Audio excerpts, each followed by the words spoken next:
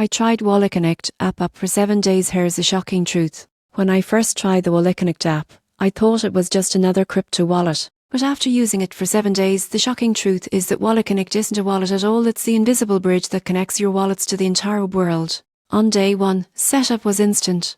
You don't actually store crypto inside WalletConnect. Instead, it acts as a secure communication layer between your wallet like MetaMask or Trust Wallet and decentralized apps. Think of it as the universal adapter that lets everything work together. By day 2, I was connecting to DeFi platforms, NFT marketplaces, and even staking apps with just a scan. Most people get this wrong. They assume connecting a wallet to a dApp means handing over your private keys. But WalletConnect uses end-to-end encryption, so your keys never leave your device. Midweek, I tested it across multiple chains. Ethereum, Polygon, Binance Smart Chain. It worked with all of them smoothly. Even switching wallets was simple, something that usually causes headaches in other systems. By day 6, I explored the security side.